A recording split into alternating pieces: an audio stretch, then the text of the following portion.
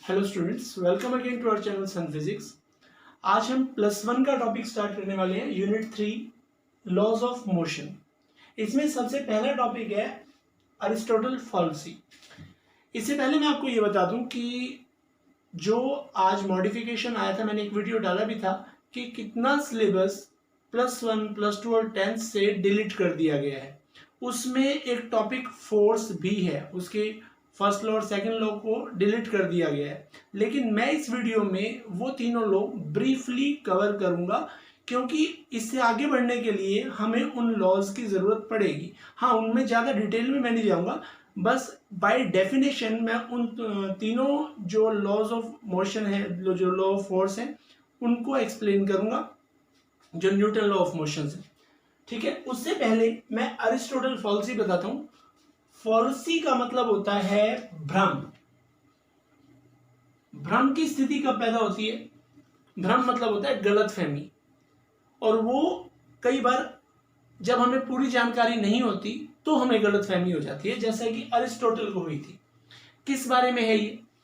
Aristotle ने force के बारे में ये कहा था कि एक बॉडी को अगर आप लगातार चलाए रखना चाहते हैं तो उसे लगातार फोर्स लगाना पड़ेगा। उस बॉडी पे आप लगातार फोर्स लगाएंगे तब वो बॉडी चलती रहेगी। जैसे फॉर एग्जांपल, मैं किसी चीज को धक्का लगाता हूं और वो चलने लगती है, तो जनरली क्या होता है, आप धक्का लगाते रहेंगे, वो चलती रहेगी। अगर आप धक्का लगाना बंद कर देते हैं तो वो बॉडी वहीं पे रुक जाएगी। सपोज एक टेबल है, उसको हम सरका रहे हैं, फोर्स लगा के, फोर्स लगाते रहेंगे, टेबल चलती रहेगी। फोर्स लगाना बंद कर देंगे तो टेबल रुक जाएगी। क्यों रुकेगी? आप कहेंगे फोर्स ऑफ फ्रिक्शन की वजह से। तो जब अरिस्टोटल का टाइम था तब फ्रिक्शन का कंसेप्ट जानकारी में नहीं था, तो अरिस्टोटल जो था वो अपने टाइम के हिसाब से सही कह रहा था, लेकिन as soon as the concept of friction is introduced, the thing which was reality at that time became fallacy. तो वो जो उसका ज्ञान था वो भ्रम हो गया। ठीक है, तो what was Aristotle fallacy? A force is required to keep a body in motion. एक बॉडी को मोशन में रखने के लिए या चलाए रखने के लिए एक फोर्स की आवश्यकता होती है। And what is force exactly? Force is a push और pull that changes or tends to change the shape, size, position of a body। यानी कि फोर्स एक पुश या पुल हो सकता है जो किसी बॉडी की शेप, साइज या पोजीशन को चेंज कर दे या करने का प्रयास करे। उस पुश या पुल को फोर्स कहा जाता है। और next topic is inertia. Inertia क्या होता है? देखो, अगर एक बॉडी रेस्ट में है तो वो रेस्ट में रहना चाहती है, मोशन में आने को अपोज करती है। अगर वो बॉडी मोशन में है तो वो रेस्ट में आने को अपोज करती है।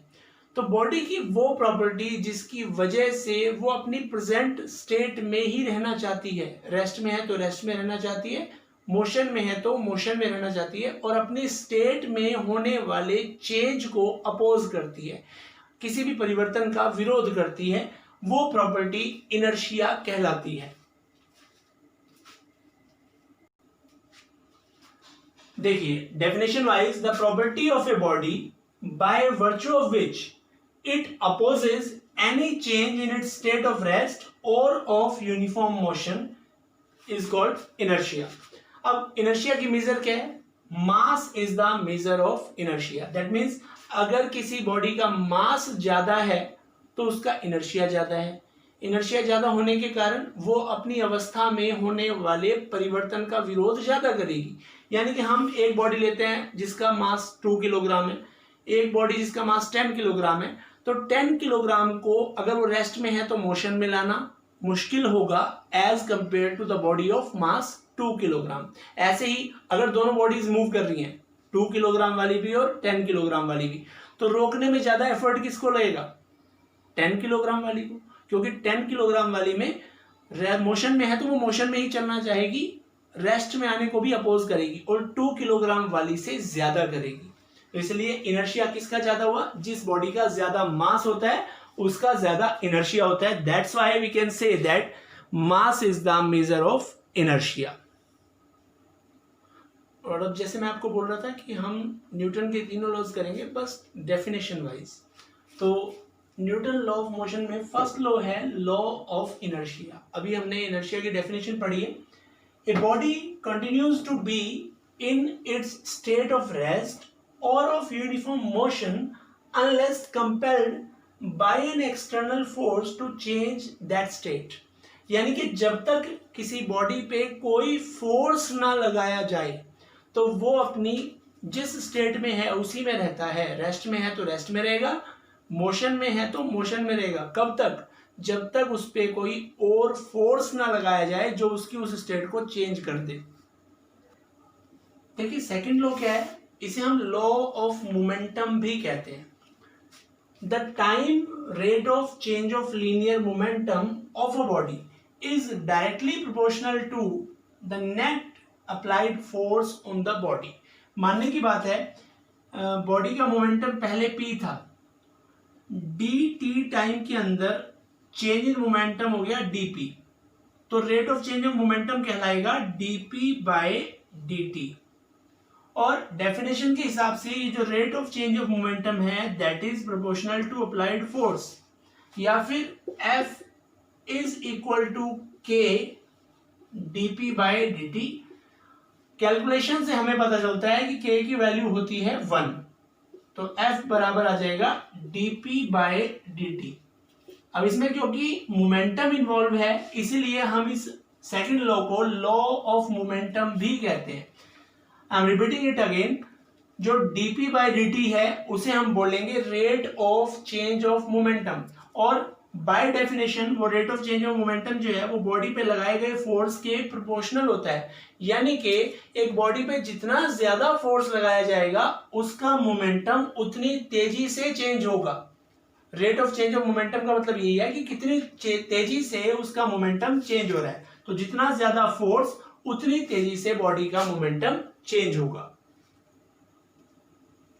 लास्ट है third law, law of action reaction.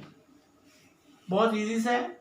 To every action there is an equal and opposite reaction. अगर आप किसी बॉडी पे एक्शन करते हैं तो वो बॉडी भी इक्वली आप पे रिएक्ट करती है। कई बार आपने महसूस किया होगा कि अगर आप दीवार को पुश कर रहे हैं तो एक धक्का आपको पीछे की तरफ महसूस होता है। इसके अलावा कभी आप गन फायर करते हैं तो जैसे ही बुलेट आगे की तरफ जाती है तो गन पे एक झटका पीछे की तरफ लगता है।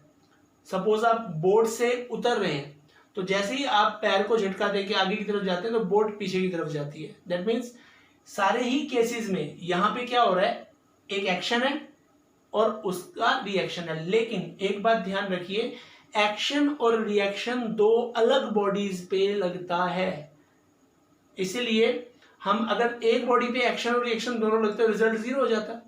यहाँ पे दोनों बॉडीज पे ही रिजल्ट जीरो नहीं होगा। हाँ, ओवरऑल मिला के रिजल्ट जीरो हो जाएगा। अगर हम मान लिया ये एक टेबल है, इसके ऊपर कोई बुक रखी है तो बुक का जो वेट है mg वो नीचे की तरफ वर्क कर रहा है, वो टेबल पे लग रहा है। यानी कि बुक जो है वो टेबल पे कितना फोर्स लगा रही है, उसके वेट के बराबर। और टेबल बुक पे कितना फोर्स लगा रही है, रिएक्शन, दोनों बराबर हैं, R इक्वल टू mg। लेकिन अगर मैं ये कहूं कि बुक और टेबल का टोटल फोर्स कितना है तो हम कहेंगे जीरो। लेकिन अगर मैं कहूं बुक पे कितना फोर्स है तो बुक पे जीरो फोर्स नहीं लग रहा है, बुक पे फोर्स लग रहा है R के बराबर। टेबल पे किसके बराबर फोर्स लग रहा है, mg के बराबर, हैं दोनों बराबर।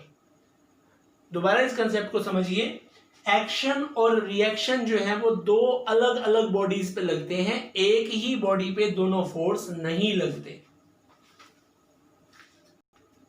हमारा अगला टॉपिक है लीनियर मोमेंटम। इसको हम स्मॉल p से रिप्रेजेंट करते हैं। Definition wise the quantity of motion contained in a body is called its linear momentum.